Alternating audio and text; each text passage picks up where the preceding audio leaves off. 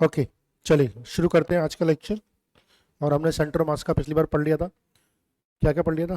Point mass के लिए पढ़ लिया था अपन ने, है ना, कि पॉइंट सेंटर मास की डेफिनेशन पढ़ ली थी, जहां पर पूरी बॉडी का मास सेंटर्ड माना जाता है, कॉन्सेंट्रेटेड माना जाता है, उसको अपन सेंटर मास बोलते हैं।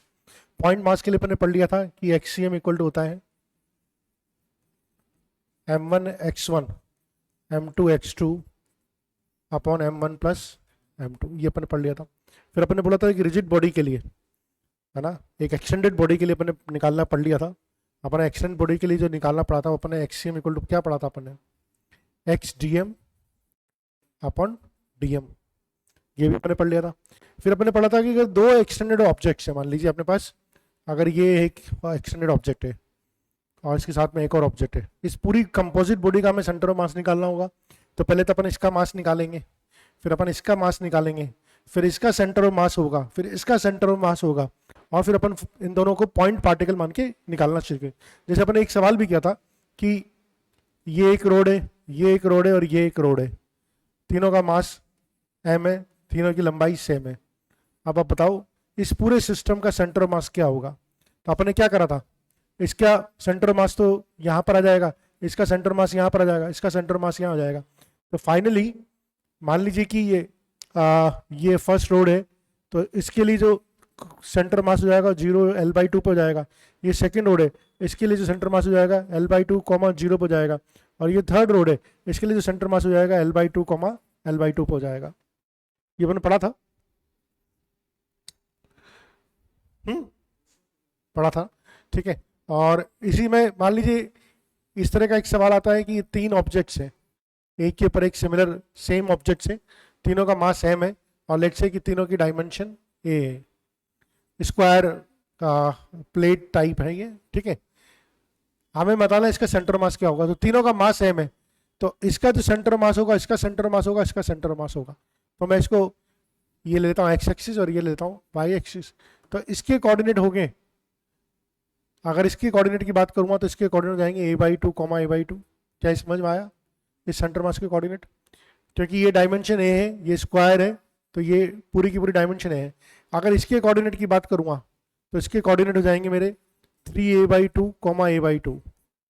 ये और ये भी आधा a/2, तो 3a/2 a/2। और अगर इसकी बात करूँगा तो इसका x कोऑर्डिनेट तो 3a/2 होगा, y कोऑर्डिनेट इसका भी 3a/2 हो जाएगा। तीनों का मास सेम हो जाएगा, तो ये कोऑर्डिनेट आ गए, x1 y1 आ गए, x2 y2 आ गए, x3 y3 हो गए, तीनों का मास सेम है।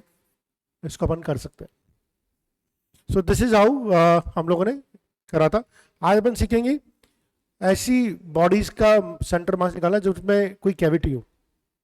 तो हमें मालूम है अगर कोई हमें स्फीयर दिया जाए, अगर ये स्फीयर दिया जाए तो इसका जो सेंटर मास होगा वो हमेशा सेंटर पे होगा। लेकिन अगर इसमें कोई कैविटी है, कोई पोर्शन निकाल दिया, उसका सेंटर मास कैसे निकालेंगे, उसका तरीका सीखेंगे। तो बहुत सिंपल से स्टेप्स है, ठीक है। थ्योरी में बहुत सारी चीजें दे रखी है। तो हमने जितने पोर्शन को, जितनी इसमें कैविटी है, उतने पोर्शन को वापस ऐड कर देते हैं इसमें। जैसे मान लीजिए हमें इस बॉडी का सेंटर मास निकालना है, इसमें ये कैविटी है, ये होल किया हुआ है। अब मुझे इसका सेंटर मास निकालना है, तो मैं क्या करता हूँ, ये जितना पोर्शन इसकी कैविटी ना वो इसमें वापस भर देता हूँ, ठीक है। जब भर देता हूँ, ठीक है, लेकिन मुझे एक्चुअली में तो निकालना था इसका। अब मैंने जब भर दिया तो इसका कोई मास था m, ठीक है, इसका कोई मास है स्मॉल m, और जो फाइनल बॉडी है उसका मास हो जाएगा m प्लस m। लेकिन मुझे तो इसका निकालना है, ठीक है। तो आइए अपन सीधा स्टेप्स पे चलते हैं, क्या क्या करने हैं, ठीक है। हमें इन सब की ज़रा जरूरत नहीं है फॉर्मूले वॉर्मुलेस की, ठीक है। हम सीधे क्वेश्चन से करते हैं, उससे समझने की कोशिश करते हैं कैसे करेंगे, ठीक है। तो एक डिस्क है रेडियस आर की, एक disc of radius R is cut off from a uniform thin sheet of metal. एक डिस्क, ये रेडियस आर की डिस्क है, ठीक है। अब इसमें से एक सर्कुलर होल किया मैंने, ठीक है। तो ये डिस्क है जिसकी रेडियस है आर, ये डिस्क है जिसकी रेडियस है आर। इसमें से मैंने एक सर्कुलर होल किया, ठीक है। और वो सर्कुलर होल जो किया वो किया मैंने रेडियस r/2 का। तो ये पूरी की पूरी डिस्क है, इसमें से मैंने एक मैं एक काम करता हूँ कि कोई अच्छा सा शेप ही ले लेता हूँ, ज़्यादा आसान रहेगा समझने के लिए। शेप ले लेता हूँ एक, ये ले लेता है। अच्छा ठीक है, तो बिल्कुल ये मेरी शेप होगी। ठीक है, अब देखिए ये जो डिस्क है मेरी, ठीक है, इसकी रेडियस है आर। क्या हुआ सर? ठीक है, ये डिस्क ऑफ रेडियस आर है। ठीक है, इसको मैंने किसी मेटल की शीट में से बनाया है। ठीक है? अब क्या कर रहा हूं मैं, इसमें से एक छोटा सा होल निकाल रहा हूं, डिस्क में से एक छोटा सा होल निकाल रहा हूं। तो होल निकाल रहा हूं, उसकी रेडियस कितनी है? r/2। यानी कि यहां पर कोई होल है, ठीक है, उसकी रेडियस है r/2, वो मैंने इसमें से निकाल दिया।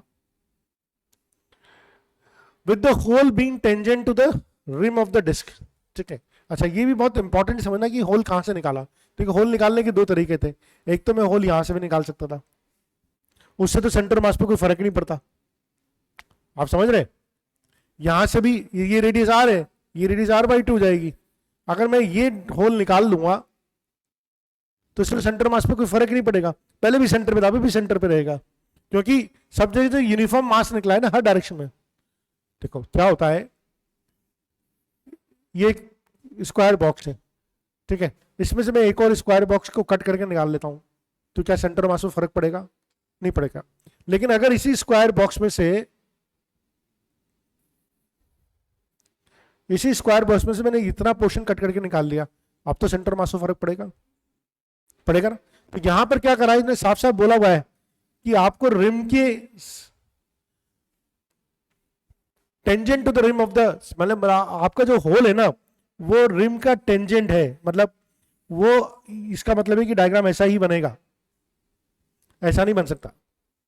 अब अगर अपन ने निकाल लिया है इसको, तो मैं इसको रब कर देता हूं। अब आप बताइए कि find the distance of the centre of mass from the centre of the original disc. मतलब जो नया सेंटर ऑफ मास आया उसके ओरिजिनल डिस्क से कितनी डिस्टेंस है। तो जो पुराना सेंटर ऑफ मास था वो तो 0 0 पे ही था, पुराना सेंटर मास तो 0 0 पे था। अब अगर मैंने इतना पोर्शन निकाल दिया है तो ऑब्वियसली इधर मास कम हो गया है, इतना पोर्शन तो निकाल लिया है। अब अगर मैंने ये भी पढ़ा था जहां पर ज्यादा मास वहीं पर सेंटर ऑफ मास, तो इसका मतलब है कि सेंटर ऑफ मास इधर शिफ्ट हो गया होगा जिसका, कितना इधर शिफ्ट हुआ होगा ये निकालना है, कितना इधर शिफ्ट हुआ होगा वो निकालना है। ठीक है, चलिए अब देखिए, हमें इस तरह के सवालों में सबसे पहले तो है ना सारी बॉडीज का मास निकालना आना चाहिए, है ना। और उसके पहले हम पहले हमने पढ़ा था, क्या हमने पढ़ा था, linear density lambda equal to होता है m/l। लैम्डा इक्वल टू होता है, एक रोड है उसकी मास डेंसिटी क्या होगी, लैम्डा, उसको बोलेंगे मास अपॉन लेंथ। लेकिन अगर कोई 2 डायमेंशन ऑब्जेक्ट है तो अपन डेंसिटी बोलते हैं सिग्मा, सरफेस डेंसिटी, इसको बोलते हैं m/a। और अगर कोई 3D ऑब्जेक्ट है जैसे स्फीयर हो गया, है ना, तो उसको अपन बोलते हैं m/वॉल्यूम। तो ये हमें बहुत ज़्यादा काम आएंगे। ठीक है, इसकी यूनिट होगी kg/मीटर, इसकी यूनिट होगी kg/मीटर², इसकी यूनिट होगी kg/मीटर³। अब देखिए ये डिस्क है, डिस्क को अपन मान सकते हैं 2 डायमेंशनल ऑब्जेक्ट, डिस्क को क्या मान सकते हैं अपन, 2 डायमेंशनल ऑब्जेक्ट। तो डिस्क के लिए जो फॉर्मूला लगेगा वो लगेगा m equal to sigma into area. क्या समझ में आया? तो मैं बोल सकता हूं डिस्क का जो एरिया होगा वो हो जाएगा sigma into πr², original disc का एरिया है, पूरी डिस्क का एरिया। अच्छा, छोटी डिस्क का एरिया स्मॉल m हो जाएगा सिग्मा इंटू, जो छोटी डिस्क है उसकी रेडियस कितनी है, r/2, तो पाई r/2 का होल स्क्वायर। क्या समझ में आया?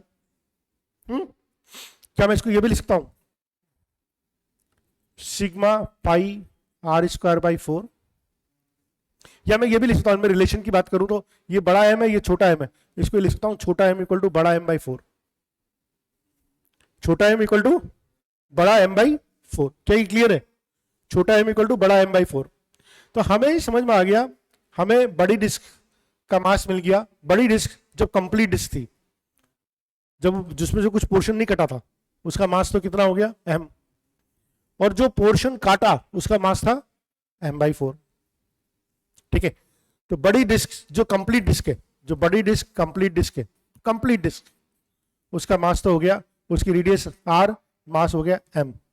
छोटी डिस्क जिसकी रेडियस r/2 है, उसका मास भी हो गया m/4।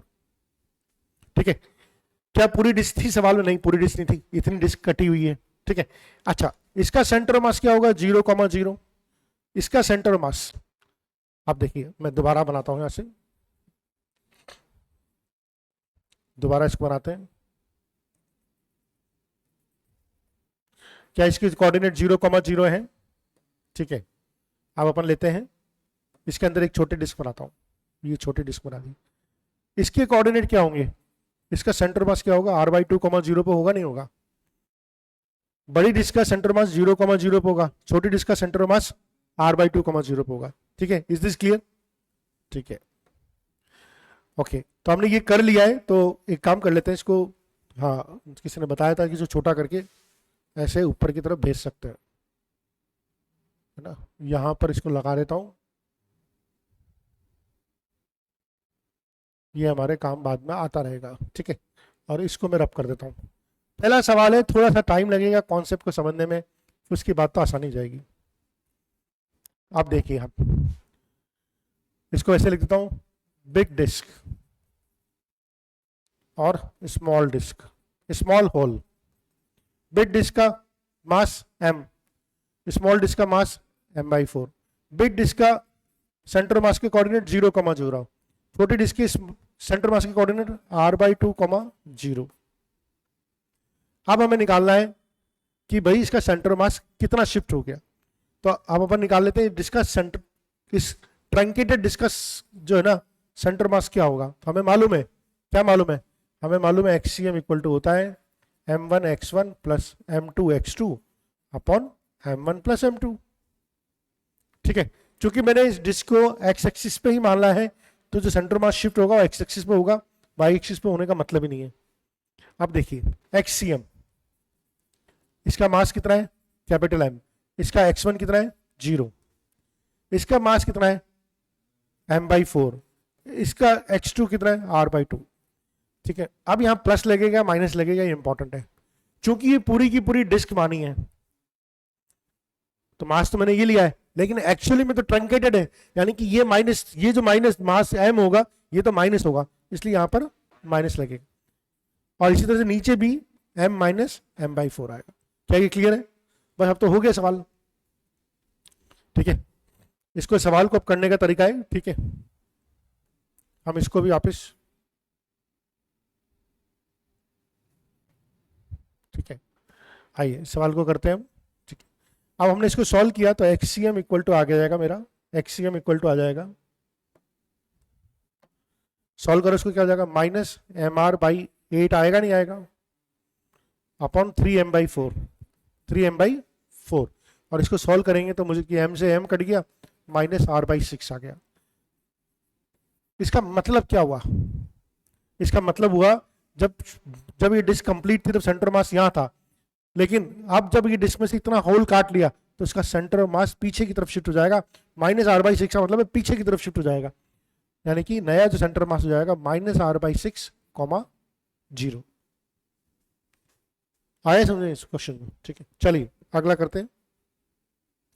अच्छा, सेंटर ऑफ ग्रेविटी भी एक इंपॉर्टेंट सवाल आता है। अपन एनएलएम में पढ़ा था कि ये कोई ऑब्जेक्ट है, अपन बोलते हैं कि इस पे mg नीचे लग रहा है। भाई इस पे अपन ये पॉइंट क्यों दिखाते हैं? हाई, इस पॉइंट पे भी नहीं mg नीचे लग रहा होगा, इस पॉइंट पे भी mg नीचे लग रहा होगा, हर पॉइंट पे भी mg नीचे लग रहा होगा, सब पे g नीचे लग रहा होगा। अपन सेंटर में क्यों दिखाते हैं? क्योंकि अपन मान लेते हैं कि सारा का सारा जो ग्रेविटेशनल फोर्स है ना किसी एक पॉइंट पे लगता है, और उस पॉइंट को अपन बोलते हैं सेंटर ऑफ ग्रेविटी बोलते हैं। ठीक है, हावेवर, ठीक है, और अगर कोई बॉडी ऐसी है जिसमें मास डिस्ट्रीब्यूशन सेम है, मास बिल्कुल रेगुलर बॉडी है, तो उसका जो सेंटर ऑफ मास होता है और सेंटर ऑफ ग्रेविटी होता है वो एक ही जगह माना जाता है। ठीक, ये एक सिंपल सा थ्योरेटिकल पॉइंट है। आइए, कुछ गोल्डन की पॉइंट्स है। ये 4 मेरे पास ब्लॉक है, A B C D, 4 मुझे ऑब्जेक्ट दे रखे हैं, और हम इनको स्टडी करते हैं, इन सबके सेंटर मास। देखिए सबसे इंपॉर्टेंट चीज देखिए इस वाले में, इसका जो सेंटर ऑफ मास है वो बॉडी के बाहर है, ऑब्जेक्ट के बाहर की तरफ है। तो ये जरूरी नहीं है कि सेंटर मास हमेशा बॉडी के अंदर ही हो, centre mass could be outside the body also. यहां पर भी आप सेंटर मास दे सकते हैं, यहाँ इनसाइड द बॉडी है, लेकिन जहां पर सेंटर मास है वहां पर बॉडी का कोई मास नहीं है। जैसे मान लीजिए अपनी ये रोड थी, इसका सेंटर मास तो यहां पर था, एक तो बीच में भी था और एक मास भी था। अब देखिए यहां पर भी देखिए आप, ये दो, इस बॉडी का जो सेंटर मास है वो इस बॉडी के बाहर है, और जहां पर ये है वहां पर बॉडी का कोई मास भी नहीं है। तो सेंटर मास जो होता है it is just a feeling कि कहां पर बॉडी का जो मास होगा वो कॉन्सेंट्रेटेड होगा। अच्छा यहां पर देखिए, यहां पर जो सेंटर मास है वो बीच में है, लेकिन अगेन यहां पर बॉडी का कोई मास नहीं है, अंदर तो है बॉडी का कोई मास नहीं। तो ये बेसिक बहुत सारे एग्जांपल आपको देने के बताए गए। देयर मे और may not be any mass present physically eight the centre of मास। तो जरूरी नहीं है कि सेंटर मास में मास प्रेजेंट हो, ऐसा भी हो सकता है सेंटर मास में कोई मास प्रेजेंट नहीं हो। अच्छा ये तो हमने देख लिया कि सेंटर ऑफ मास जो, जैसे मैं इसकी जगह आपको एक प्लेट बना दूं, ये प्लेट बना दूं, प्लेट, क्या इसका सेंटर मास कहां पर होगा?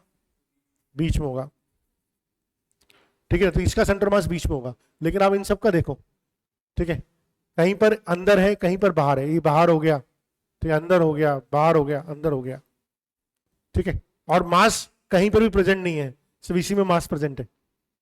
सेंटर ऑफ मास में मास प्रेजेंट सिर्फ इसी में है, बाकी कहीं पर भी सेंटर ऑफ मास में मास प्रेजेंट नहीं है।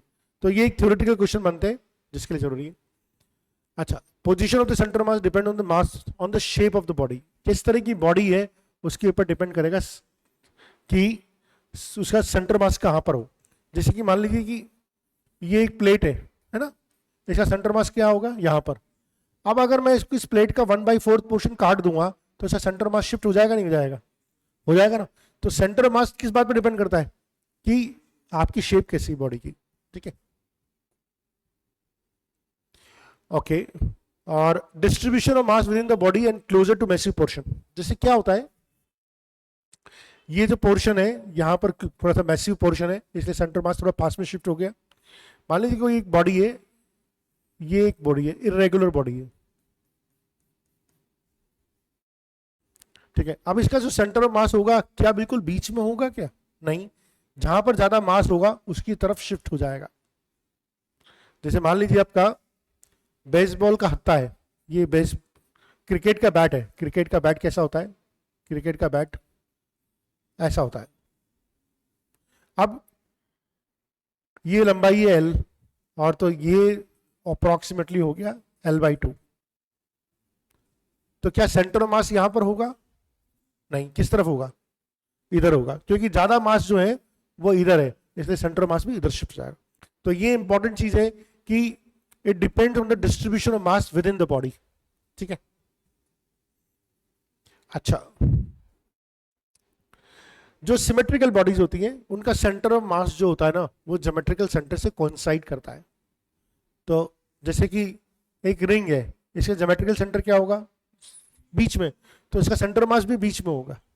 सिमेट्रिकल बॉडी के लिए ज्योमेट्रिकल सेंटर और सेंटर मास एक ही चीज होती है। अच्छा, ये भी बिल्कुल क्लियर है। अगर हमें centre of mass of the system पता है तो हम कंबाइंड सेंटर ऑफ मास निकाल सकते हैं इसे पार्टिकल को ट्रीट करके। हमें मालूम था ना HCM equal to m1x1 plus m2x2, हमने पढ़ा था अपन m1 प्लस m2। तो ये थ्योरेटिकल पार्ट है कि अगर हमें अलग अलग पार्ट का सेंटर मास पता है तो हम पूरे सिस्टम का सेंटर मास निकाल सकते हैं। ओके, कोऑर्डिनेट सिस्टम से इंडिपेंडेंट होता है, इस पर इसका कोई फर्क नहीं पड़ता, ठीक है। ओके, ये भी बहुत इंपॉर्टेंट पॉइंट है। The origin of the coordinate system is at the centre of the mass, then by definition the sum of the moments of the masses of the system about its centre of the mass is 0। हमने पढ़ा था कि क्या पढ़ा था हमने कि HCM RCM equal to होता है m1 r1 plus m2 r2 upon m1 plus m2, ये पढ़ा था अपने। अब मैंने ये बोला था कि अगर मैं RCM को उठा के ही ओरिजिन पे ले जाऊंगा, RCM को ले जाके उठा के ओरिजिन पे ले जाऊंगा, तो ये वाला पार्ट तो 0 हो जाएगा और ये वाला पार्ट 0 हो जाएगा, मतलब ये सब का जो सम होगा वो सब 0 हो जाएगा, ठीक। ये अपन और ये आज हम पढ़ते हैं सेंटर मास जो सिमेट्रिकल बॉडीज हैं। सबसे पहले हमारे पास है सेमी सर्कुलर रिंग। जिसकी रेडियस है r, तो इसको सेंटर मास जो होगा वो सर्किल के सेंटर से, इस सेंटर से 2r/π की डिस्टेंस पे होगा, है ना। इसका अपन एक जनरल केस भी पढ़ेंगे, ये भी स्पेसिफिक केस है। इसके बाद हेमिस्फेरिकल शेल r/2, ये आपको सिर्फ याद रखने हैं। सॉलिड कॉन h/4, होलो कॉन h/3, ये आपको समझ में भी आ रहा होगा। अगर ये सॉलिड कॉन है तो इसकी लंबाई अगर हाइट अगर h है तो आप समझ सकते हैं कि ज़्यादातर जब मास जो होगा वो नीचे की तरफ होगा, नीचे की तरफ होगा, इसलिए सेंटर मास है वो h/2 पर ना होके नीचे की तरफ है, यानी कि नीचे की तरफ सेंटर मास से जो नीचे की हाइट है या लंबाई है वो थोड़ी कम है। इसी तरह यहाँ पर भी देख सकते हैं अपन, ठीक है।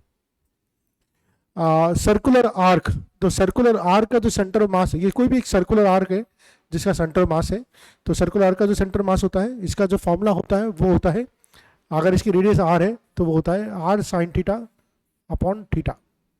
और अभी अपन इससे पहले का जो स्पेसिफिक केस देखा था सर्कुलर आर्क का, देखिए आपने देखा था 2r/π होता है ना, 2r/π होता है रिंग का, 2r/π होता है, 2r/π रिंग का होता है। आइए देख लेते हैं, ये हमारी सेमी सर्कुलर रिंग थी, ठीक है। इसका हमने जो सेंटर ऑफ मास देखा था वो हमने पढ़ा था 2r/π होता है, ठीक है। ये कोई भी सर्कुलर आर्क के किसी भी एंगल थीटा पे निकालने का फॉर्मूला है, और ये रिंग का, सेमी सर्कुलर रिंग का जो सेंटर ऑफ मास है उसकी जो लंबाई है वो 2r/π है, ठीक है।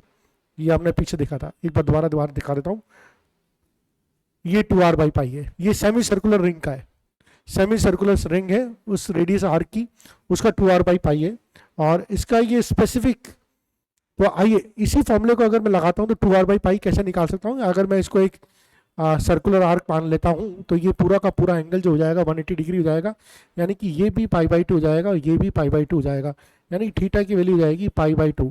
अब इस फॉर्मूले में रख दीजिए r sin θ, r sin π/2, और थीटा की वैल्यू हमेशा जो रखनी है आपको रेडियन में रखनी है, और इसको अगर आप सॉल्व करेंगे तो साइन π/2 की वैल्यू 1 हो जाएगी, और ये आपका आ जाएगा 2r/π।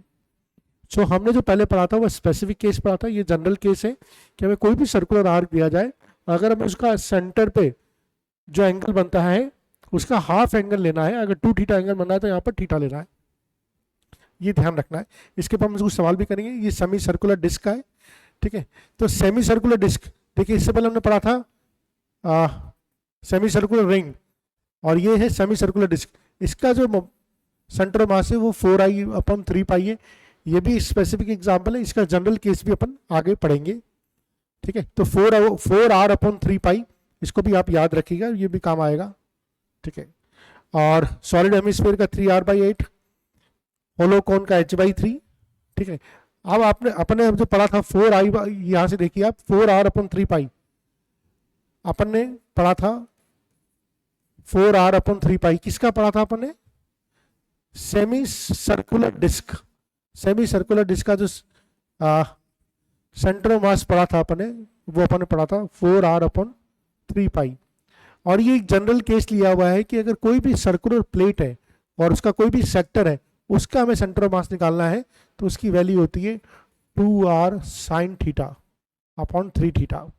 अगेन सेम चीज लगेगा फंडा यहाँ पर, ये जो थीटा हो जाएगा ये भी थीटा हो जाएगा, और थीटा की वैल्यू क्या हो जाएगी π/2, तो यहाँ पर वैल्यू पुट कर देंगे 2r sin π/2 इंटू 3π/2। इसको आप सॉल्व करेंगे तो वही आएगा जो आपको पहले दे रखा था 4r/3π, है ना। तो ये बेसिकली ये सवाल हमें याद रखने। आइए अब एक सवाल भी दे रखा है, find coordinates of A centre of mass of a quarter ring of radius r placed in the first quadrant of a Cartesian coordinate system with centre at origin. तो हमें एक सेंटर ऑफ मास निकालना है quarter ring of radius r। तो एक coordinate system है हमारा, उसमें एक रेडियस r की रिंग इस तरह से जो है वो प्लेस्ड है, ये रेडियस r की जो रिंग है ये प्लेस्ड है, ठीक है। इसकी रिंग की रेडियस क्या है, r है, ये प्लेस्ड है। हमें इसका सेंटर इसका ओरिजिन है, ओके, सेंटर इसका ओरिजिन है, और हमें सेंटर ऑफ मास के कोऑर्डिनेट निकालने। तो हमने मान लिया कि सेंटर ऑफ मास हमारा करीब यहाँ पर होगा, हमें इसके कोऑर्डिनेट निकालने हैं। तो हमें इसके कोऑर्डिनेट निकालने, तो अभी भी हमने एक फॉर्मूला पढ़ा था, ठीक है। आइए क्या फॉर्मूला पढ़ा था हमने, देखिए याद रखिए, जो हमारा फॉर्मूला था वो क्या था, सर्कुलर आर्क के केस में R sine theta upon theta का हमने फॉर्मूला नहीं पढ़ा था, ठीक है। और ये जो रिंग है ये क्वार्टर सर्किल में आ रही है, यानी कि ये जो पूरा का पूरा जो थीटा बनाएगा, ये पूरा का पूरा थीटा बनाएगा 90 डिग्री, यानी कि ये वाला हो जाएगा 45 डिग्री और ये वाला भी हो जाएगा 45 डिग्री। क्या ये समझ में आया कि थीटा यहाँ पर 45 डिग्री लूंगा, और यानी कि 45 का डिग्री का मतलब है π/4 रेडियन में लूंगा, ठीक है। तो सेंटर मास की जो कोऑर्डिनेट हो जाएंगे एक्सियम, जो सेंटर मास की जो कोऑर्डिनेट, सेंटर मास कितना दूर हो जाएगा, सेंटर मास की जो डिस्टेंस होगी ओरिजिन से, हमें अगर यहाँ पर इसकी डिस्टेंस पूछी है, सेंटर मास की जो डिस्टेंस हो जाएगी, बोल दूंगा इसको RCM जो हो जाएगा, ठीक है। RCM का मैग्नीट्यूड, ये डिस्टेंस जाएगी सेंटर से, डिस्टेंस जो जाएगी वो हो जाएगी R साइन π/4 अपॉन π/4, ठीक है। तो R साइन π/4 की वैल्यू होती है 1/√2 और ये π/4 है, ये ऊपर गया तो ये हो गया 2√2 R अपॉन पाई। क्या ये समझ में आया 2√2 π/4 कैसे आया? क्या ये समझ में आया 2√2 π/4 कैसे आया? ठीक है। अब ये तो हुआ ये डिस्टेंस। हमसे क्या पूछा है इसमें, हमसे पूछा है कोऑर्डिनेट्स पूछे। देखिए कोऑर्डिनेट्स पूछे तो हम ये एक्स और वाई कोऑर्डिनेट की वैल्यू पूछी हमसे। मैं इस डायग्राम को दोबारा अच्छी तरह से बनाता हूं। तो मेरे पास ये डिस्टेंस आ गई है, OP डिस्टेंस आ गई है, OP डिस्टेंस आ गई मेरे पास 2√2 R अपॉन पाई की डिस्टेंस आ गई। मुझसे एक्स और वाई कोऑर्डिनेट पूछा है और ये एंगल 45 डिग्री दे रखा है। अगर ये एंगल 45 डिग्री दे रखा है तो ये एंगल 90 डिग्री है, तो ये भी 45 हो गया, तो पाइथागोरस लगेगी, ठीक है। और चूंकि 45 डिग्री है तो एक्स और वाई दोनों कोऑर्डिनेट बराबर होंगे, तो मैं बोल सकता हूँ, क्या बोल सकता हूँ मैं, एक्स और वाई की जो वैल्यू जाएगी, एक्स की वैल्यू जाएगी √2 हट जाएगा 2R/पाई, और वाई कोऑर्डिनेट की वैल्यू जो जाएगी ये भी हो जाएगी 2R/पाई। This is how we can do it, ठीक है। पाइथागोरस लगा के सिंपल सा सॉल्व करना है इसको, ठीक है। इसी की एप्लीकेशन है। Find coordinate of the centre of mass of a semi circular ring of radius R placed symmetric to Y axis of Cartesian coordinate system. तो इस बार रिंग दे रखी है और इस बार सिमेट्रिक प्लेस किया गया है वाई एक्सिस पे, वाई एक्सिस पे सिमेट्रिक प्लेस किया गया है। इसका मतलब क्या हो गया, आइए डायग्राम बना के देखते हैं। वाई एक्सिस पे सिमेट्रिक प्लेस किया गया है, तो ये वाई एक्सिस पे सिमेट्रिक प्लेस किया गया है। मैं दोबारा बना लेता हूं उसको, ठीक है। ये वाई एक्सिस पे सिमेट्रिक प्लेस किया गया है रिंग को, ये मेरी रिंग है, इसको वाई एक्सिस पे सिमेट्रिक प्लेस किया गया है। अब मुझे कोऑर्डिनेट ऑफ सेंटर मास निकाले, तो मेरा कोऑर्डिनेट जो होंगे वो अलोंग द वाई एक्सिस ही होंगे, ठीक है। और ये जो डिस्टेंस है, लेट्स से ये RCM डिस्टेंस है, ठीक है। ऑब्वियसली इसका एक्स कोऑर्डिनेट तो 0 होगा, जो भी होगा इसका वाई कोऑर्डिनेट ही होगा, जो भी होगा इसका वाई कोऑर्डिनेट ही होगा, ओके। तो हम पहले तो डिस्टेंस निकाल लेते हैं। डिस्टेंस का फॉर्मूला अभी भी हमने पढ़ा था, क्या पढ़ा था, R sign theta upon theta, ये पढ़ा था हमने फॉर्मूला, ठीक है। अच्छा, यहाँ पर थीटा कितना हो जाएगा, पूरा का पूरा एंगल जो होगा 180 डिग्री हो जाएगा, तो थीटा जो हो जाएगा वो 90 डिग्री, या थीटा को ये भी बोल सकते हैं π/2। तो वैल्यू पुट कर दीजिए, R साइन π/2 की वैल्यू 1, थीटा की वैल्यू π/2, सो आंसर आ जाएगा 2R/पाई। यानी कि ये जो डिस्टेंस होगी, ये जो डिस्टेंस होगी ये हो जाएगी 2R/पाई। तो इसके कोऑर्डिनेट हो जाएंगे 0,2R upon pi. X coordinate तो 0 होगा क्योंकि वाई एक्सिस पे होगा, और वाई कोऑर्डिनेट जो हो जाएगा 2R अपॉन पाई हो जाएगा। Next, find coordinates of the centre of mass of a quarter sector of a uniform disc. अच्छा, इस बार क्वार्टर सेक्टर दे रखा है, यूनिफॉर्म डिस्क दे रखी, इस बार रिंग नहीं दे रखी। Radius R place in the first quadrant of a quadrant system. तो ये मेरा क्वाड्रेंट सिस्टम हो गया, ठीक है। हमारी इस बार जो डिस्क है वो यहाँ प्लेस्ड है, फर्स्ट क्वाड्रेंट में प्लेस्ड है, डिस्क है, ठीक है। मैं दूसरा पेन ले लेता हूँ क्लियरिटी के लिए, ठीक है। अब कोऑर्डिनेट पूछे मुझे, तो लेट्स से कि ये डिस्टेंस है R, मुझे मालूम है इस डिस्टेंस का कोऑर्डिनेट्स क्या होते हैं, R के कोऑर्डिनेट्स होते हैं, डिस्क के लिए जो कोऑर्डिनेट होता है वो होता है, पीछे फॉर्मूला देखा था हमने, 2R sign theta upon 3 theta. क्या होगी थीटा की वैल्यू, पूरा का पूरा 2 थीटा 90 डिग्री है, 90 डिग्री है, तो 2 थीटा इक्वल टू π/2, यानी कि थीटा इक्वल टू हो जाएगा π/4, और साइन π/4 इक्वल टू हो जाता है 1/√2। इसको लिख लेते हैं अपन, तो 2R 1/√2 3 थीटा यानी कि 3 π/4, ओके। ये 1/√2 है, ठीक है। अब इसको सॉल्व कर लेते हैं अपन, तो ये हो जाएगा 4 ऊपर चला जाएगा तो 8R 3 π√2, या मैं इसको ये भी लिख सकता हूँ 4√2R अपॉन 3 पाई, क्या ये समझ में आया? 4√2r/3 पाई। अब ये डिस्टेंस अगर 4√2r/3 पाई है और ये एंगल 45 डिग्री है तो ये एंगल भी 45 डिग्री होगा, यानी कि x एंड y कोऑर्डिनेट बराबर होंगे। और हम जानते हैं x ये y है तो x² + y² इक्वल टू जाना चाहिए r²। दोनों बराबर हैं तो मैं लिख सकता हूँ 2x, मैं बोल सकता हूँ 2x² इक्वल टू r², या यहाँ से ये भी बोल सकता हूँ x इक्वल टू r/√2। तो ये √2 हट जाएगा तो 4r/3 पाई। तो x कोऑर्डिनेट भी जो हो जाएगा 4r/3 पाई हो जाएगा, y कोऑर्डिनेट भी हमारा सेम हो जाएगा। This is how we can do it. ये तो एक बहुत ही इजी से सवाल है। Find the coordinates of the centre of the mass of the 3 particle system. 3 particle system के सेंटर ऑफ कोऑर्डिनेट निकालने। तो देखिए लेट्स से कि ये A पार्टिकल है, ये B पार्टिकल है और ये C पार्टिकल है। तो A पार्टिकल इसका मास कितना है 3 kg, इसके कोऑर्डिनेट्स क्या है 0,0। B पार्टिकल इसका मास कितना है 8 kg, इसके कोऑर्डिनेट्स क्या है x कोऑर्डिनेट 1 है, y कोऑर्डिनेट 2 है। C पार्टिकल इसका मास क्या है, C पार्टिकल का मास क्या है, C पार्टिकल का मास है 4 kg, इसके कोऑर्डिनेट्स देखें तो x कोऑर्डिनेट कितना है 2 और y कोऑर्डिनेट 1 है। ठीक है, हमें कोऑर्डिनेट निकालने हैं सेंटर ऑफ मास के, तो हम XCM निकाल लेंगे। m1 x1 plus m2 x2 plus m3 x3 upon m1 plus m2 plus m3, ये लगा लेंगे। इसी तरह से हम YCM निकाल लेंगे। m1 m2 m3 की वैल्यू आपको दे रखी, इन सबके कोऑर्डिनेट्स आपको दे रखे, तो this should not be the problem. ये एक और सवाल है जो अच्छा सवाल है। 4 पार्टिकल्स है, एक मास m, 2m, 3m और 4m। They are placed in the corners of a square of side A। Side A के कॉर्नर्स पे प्लेस्ड है। Find out the coordinates of the centre of the mass, है ना। तो हमें कोऑर्डिनेट्स निकालने हैं। तो देखिए इसके कोऑर्डिनेट हो जाएंगे 0,0, इसके कोऑर्डिनेट हो जाएंगे a,0, इसके कोऑर्डिनेट हो जाएंगे a,a और इसके कोऑर्डिनेट हो जाएंगे 0,a। ठीक है, बस आप तो कर लेंगे। ठीक है, सिंपल सा फॉर्मूला लग जाएगा। 4 पार्टिकल है तो XCM हो जाएगा m1 x1, m2 x2, m3 x3, m4 x4 upon m1 plus m2 plus m3 plus m4। ठीक है, तो m1 की अगर वैल्यू की बात करें तो m बराबर है, तो यहाँ पर हो जाएगा m into 0 plus m into a plus m into a plus m into 0 upon 4m। So this will be 2ma upon 4m which is a/2, which is what a/2। इसी तरह से हम YCM में निकाल लेंगे और वो भी हमें a/2 मिल जाएगा। तो ये तो बहुत इजी क्वेश्चन है। A rigid body consisting of 3 kg mass concentrated to a 2 kg mass, ठीक है, बाय मासलेस रोड। अच्छा, ये एक रोड है जिसके थ्रू एक 3 kg का मास यहाँ कनेक्टेड है और एक 2 kg का मास यहाँ कनेक्टेड है। इसका पोजीशन वेक्टर दे रखा है 2i प्लस 5j, इसका 2i प्लस 5j दे रखा है और इसका पोजीशन वेक्टर दे रखा है 4i plus 2j। Find the position in the coordinates of centre mass. तो वो RCM लगा देंगे। RCM इक्वल टू क्या होता है m1 r1 plus m2 r2 upon m1 plus m2। RCM निकल जाएगा। इसी तरह से हमें पोजीशन निकल गई, कोऑर्डिनेट निकालने तो XCM लगा देंगे m1 x1 plus m2 x2 upon m1 plus m2।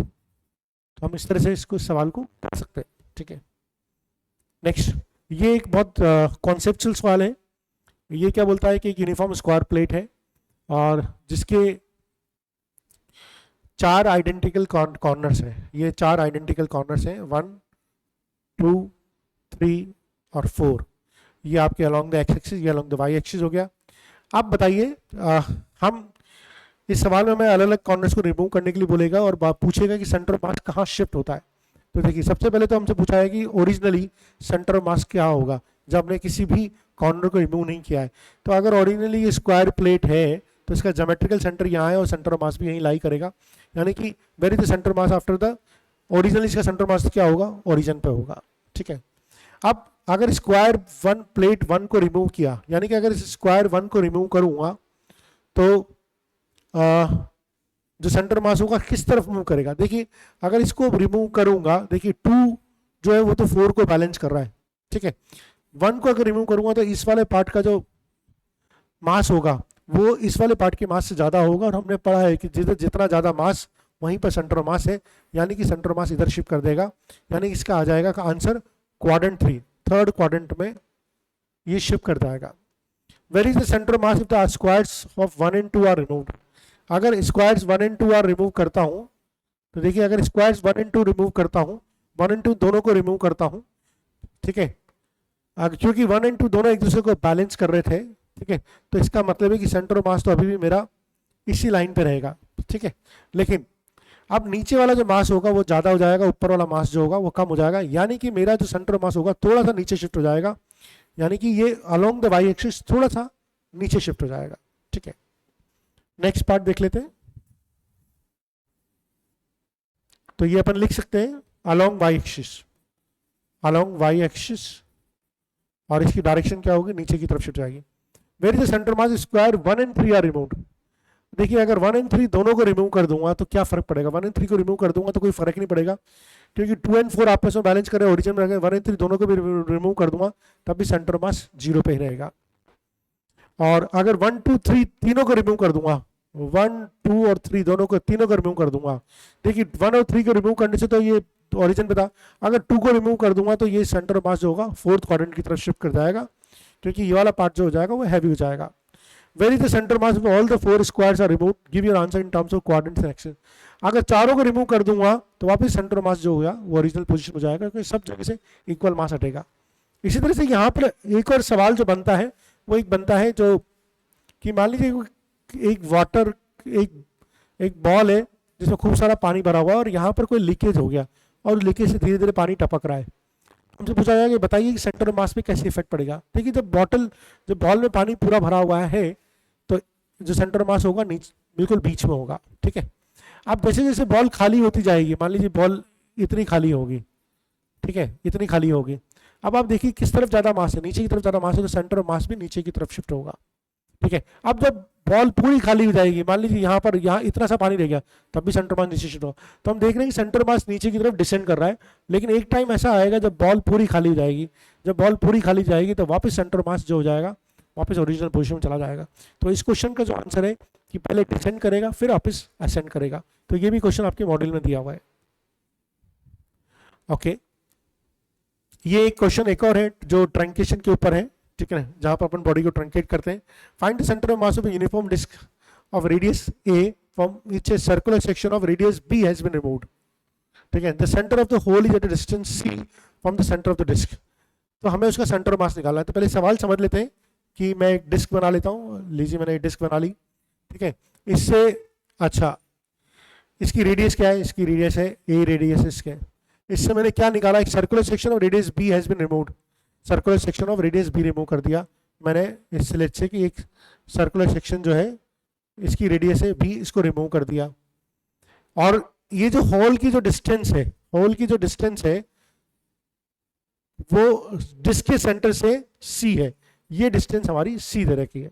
बहुत बढ़िया। तो हमारी कोशिश क्या होती है, सबसे पहले तो हम डिस्क का मास निकालेंगे, सबसे पहले हम डिस्क का मास निकालेंगे, ठीक है। डिस्क का मास निकालेंगे, डिस्क के सेंटर मास के कोऑर्डिनेट निकालेंगे। फिर जिस होल को रिमूव किया है, क्या निकाला गया है, हाँ एक होल रिमूव किया गया है, सर्कुलर सेक्शन रिमूव किया गया है, इसको मैं बोल सकता हूँ होल रिमूव किया गया है, ठीक है। तो सर्कुलर डिस्क का मास क्या हो जाएगा, अगर हम इसकी सरफेस डेंसिटी सिग्मा लेते हैं, अगर इसकी सरफेस डेंसिटी हम सिग्मा लेते हैं, ठीक है, तो डिस्क का मास हो जाएगा, mass of the disc will be sigma into pi A square. क्या ये समझ में आया, ठीक है। हमने पढ़ा था सिग्मा इक्वल टू क्या होता है, मास अपॉन एरिया। तो मास इक्वल टू क्या होगा, सिग्मा इनटू एरिया। तो बड़ी वाली जो डिस्क का एरिया है वो पाई ए स्क्वायर है। मैं पूरी डिस्क का एरिया लेके चल रहा हूँ, ठीक है। अब मैं होल की बात करूँगा तो मास ऑफ होल वही हो जाएगा सिग्मा इनटू, ये होल जो है इसकी रेडियस क्या है बी, तो इसका एरिया जो हो जाएगा पाई बी स्क्वायर। तो मैं लिख सकता हूँ sigma into pi B square. अब मैं हमेशा जो पिछले सवाल में भी किया था, इस मास की फॉर्म में एक्सप्रेस करता हूँ ताकि कैलकुलेशन मेरे को बहुत आसानी जाती है। तो मैं इसको एक्सप्रेस करने के लिए ए स्क्वायर से ऊपर नीचे मल्टीप्लाई करता हूँ, कर सकता हूँ। अब आप देखिए सिग्मा पाई ए स्क्वायर, ये मेरा क्या हो गया, मास ऑफ डिस्क। तो यानी मास ऑफ होल को लिख सकता हूँ mass of disc multiplied by b square upon A square. तो mass of disc sigma into pi A square, mass of whole हो गया mass of disc into B square upon A square. क्या ये clear है? ठीक है, यानी कि अगर मैं इसको मास ऑफ डिस्क बोलता हूं तो मास ऑफ होल हो जाएगा मेरा mass of disc into B square upon A square. ठीक है, इसके कोऑर्डिनेट्स क्या हो जाएंगे 0,0, सेंटर मास के कोऑर्डिनेट्स क्या हो जाएंगे डिस्क के। अगर मैं यहाँ पर एक्स वाई कोऑर्डिनेट सिस्टम लगा दूंगा तो सेंटर मास के कोऑर्डिनेट क्या हो जाएंगे, ये एक्स वाई, इसके कोऑर्डिनेट हो जाएंगे 0,0, और इसके होल के सेंटर मास के कोऑर्डिनेट क्या हो जाएंगे, देखिए कितने डिस्टेंस पे, सी डिस्टेंस पे, तो c,0। अब तो हमें मालूम है हमें जो फॉर्मूला लगाना है पॉइंट मास की तरह कंसिडर करना है। ठीक है, चूंकि हम यहाँ पर होल रिमूव कर दिया है तो इसके मास को अपन नेगेटिव कर देंगे। ठीक है, इसके मास को नेगेटिव कर देंगे, बाकी को पूरा लिख देंगे। तो XCM, YCM तो 0 हो ही जाएगा, XCM होता है M1। What is M1, sigma into, अच्छा इसको हम सीधा MD भी लिख सकते हैं, mass of disc into 0, mass of disc into 0, क्योंकि हमने इसको भी मास ऑफ डिस्क में कन्वर्ट कर दिया, minus mass of disc into 0 minus mass of hole. What is mass of hole, mass of disc, जो मास ऑफ होल है वो मास ऑफ डिस्क की फॉर्म में है, mass of disc B square upon A square into X coordinate. What is x coordinate, सी, और नीचे आ जाएगा, इन दोनों को माइनस करके लिख देंगे MD minus MD b square upon ए स्क्वायर। सो अगर हम इसको सॉल्व करेंगे, तो हमारे पास ये MD और MD सब जगह कट जाएगा, ये तो 0 है इसे, हमारा आंसर आ जाएगा minus c b square upon ए स्क्वायर। ठीक है, minus b c square upon ए स्क्वायर, और ये जाएगा 1 माइनस बी स्क्वायर अपॉन ए स्क्वायर। ठीक है, इसको और सॉल्व करेंगे तो हम ये भी लिख सकते हैं minus c b square upon ए स्क्वायर माइनस बी स्क्वायर, यानी कि जो सेंटर ऑफ मास होगा वो ओरिजिन से थोड़ा सा पीछे की तरफ शिफ्ट हो जाएगा, और जितना शिफ्ट होगा वो होगा minus c b square upon ए स्क्वायर माइनस बी स्क्वायर। कोई भी रिजल्ट को याद करने की कोशिश नहीं करें, अदरवाइज चीजें समझ में नहीं आएगी। So this was about truncation.